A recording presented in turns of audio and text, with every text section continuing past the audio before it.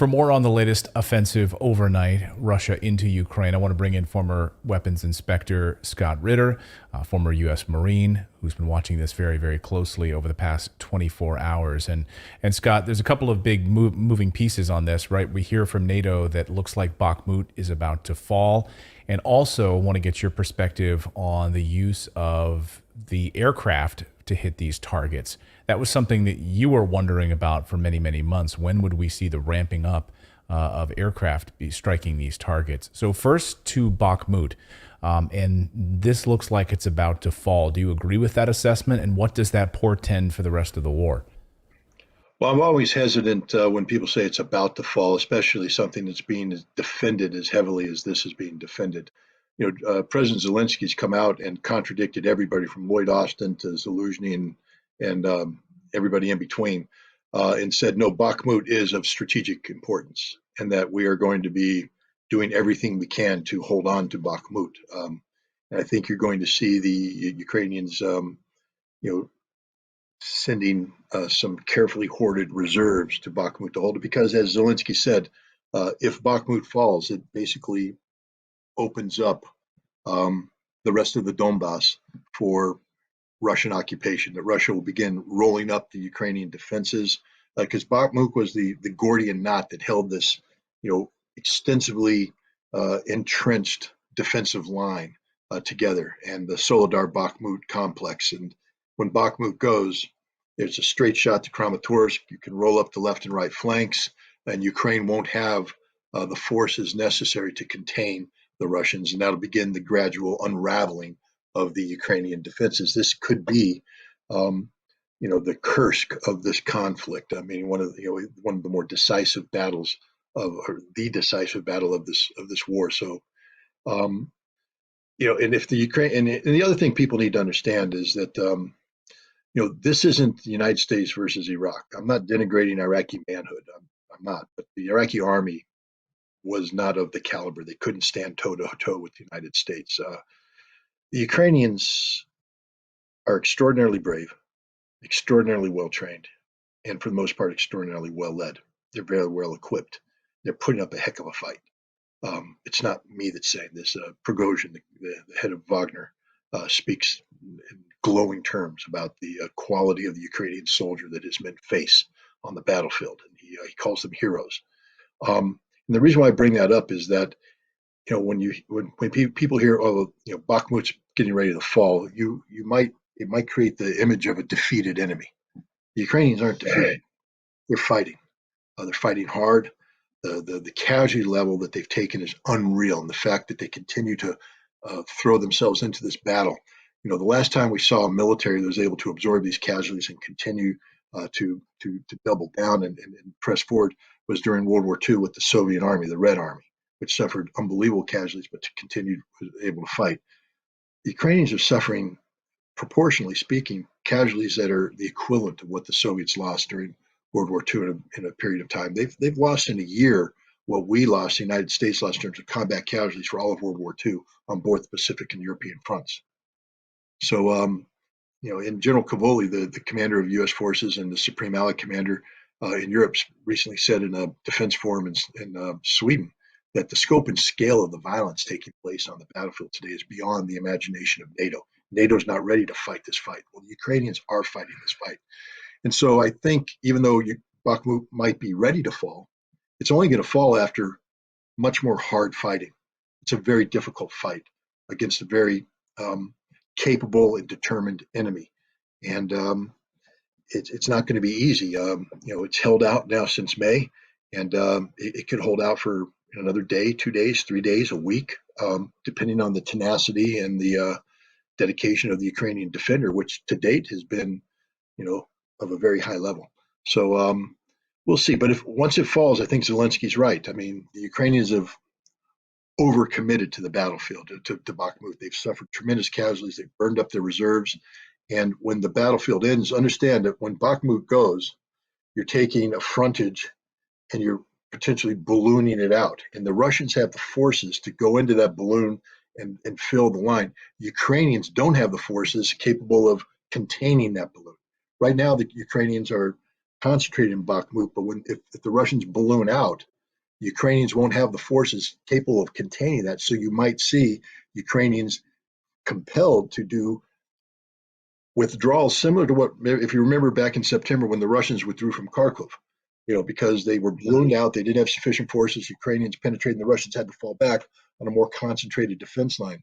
You could see this happening to the Ukrainians where they are going to be compelled to give up significant territory, probably in the north, to fall back on a defensive line that's shorter and able to be, be able to be held in a more comprehensive fashion. So I think Zelensky's 100% correct. If Bakhmut goes, I think you're going to see the rapid unraveling of the Ukrainian army in the Donbass region.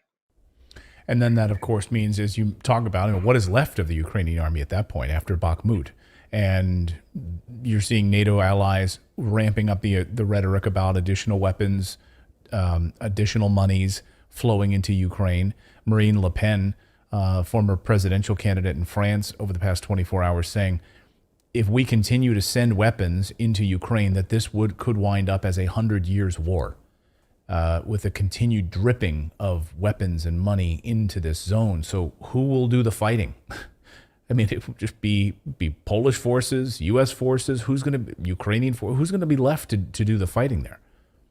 Well, with all due respect to Marine Le Pen, and I know where she's coming from, her heart's in the right place, but it won't matter. I mean, right now, the polls are bragging about how 10 of the 14 Leopard A4 tanks that were promised are now deployed into Ukraine. 10 tanks. 10 tanks. 10 tanks. It's nothing. Plus, in order to support those 10 tanks, the Polish have to build a logistics hub inclusive of a manufacturing capability for spare parts because they don't make spare parts for the tanks anymore. So the complexity of supporting 10 tanks, the amount of resources that have to be put in to keep 10 tanks in the field is ridiculous. If France is going to provide Leclerc tanks? How many? 14? The same problem. How do you support that? It's a completely different support requirement than the Leopard A4. We're going to provide 31 M1 tanks at some point in time. Right now, we're talking 60 tanks. 60 tanks is not going to turn this into a 100-year war. The Ukrainians are losing manpower, equipment, organizational structure, etc., at a rate far greater than NATO could ever replenish it. But the big factor is artillery ammunition, 155 millimeter ammunition that Ukraine must have to be competitive on the battlefield, even in a losing cause, to hold the Russians back, to slow their rate of advance. Ukraine must have artillery, and they are going to run out of artillery ammunition sometime this summer, and NATO is unable to replenish it. And in a war that's defined largely by artillery, when you run out of artillery and the other side does not, you lose that war. So this will not be a 100-year war. This is going to be, a 100-day war.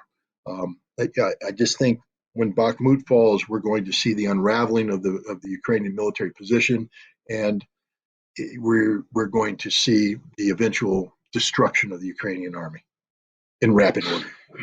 We talked about the aircraft, the deployment of the aircraft, and using these Karsal missiles, if we're pronouncing it correctly, and U.S. backed guided missiles also coming to the battlefield as well. What do you make of the offensive over the last 24 hours on the Russian side? From the Ukrainian side, they say 81 missiles, large attacks on multiple cities throughout Ukraine on energy infrastructure. Is this the beginning of a new offensive, a spring offensive, but using aircraft first to soften targets before Bakhmut falls and infantry moves? Could you lay that out for us? Sure. When we go back, if you remember in September, when the Russians began their mobilization in response to the Ukrainian offensive in Kharkov and continued on in the right bank of Kherson, Putin appointed a new commander of the Special Military Operations Zone of Operations. This was General Armageddon, General Surovikin, the bald-headed bear of a man. Right. His job was to stabilize the front, and he did that, to prepare the front for eventual counterattack. But now that the Russians are getting ready to counterattack, they restructured the entire general staff. They did that a while ago.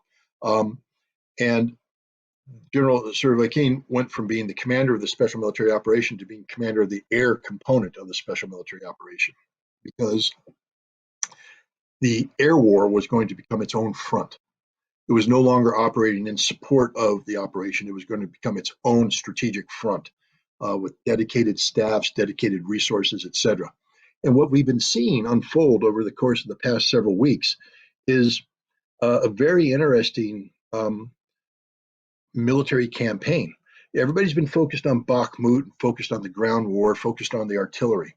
But there's been this really elaborate cat and mouse chess game being played between the Russians and the Ukrainians, and by extension NATO, that deals with Russia's ability to project air power, namely long distance strikes, Caliber missiles, Iskander missiles, other air delivered crude missiles, and the Kinzhal missile, which is this newest one, the hypersonic missile. But and now long range drones too. The Iranian Shahed 136 Geranium-2 drones have played a very important role. The Ukrainians respond by bringing in new air defense and reorganizing air defense, creating an effort to create a layered, integrated air defense that can shoot down these Russian missiles or assets before they reach their targets. And so what we've been seeing over the course of the last month or so is this campaign it has escaped the attention of anybody who's not looking for it. The Russians are coming in with very innovative tactics designed to force the Ukrainians to activate their radars so that the radars can be identified and destroyed, force the Ukrainians to fire their specific missiles, especially from high-value resources like the IRIS-T or the NASAMS. Now the Patriot system is in Ukraine, allegedly.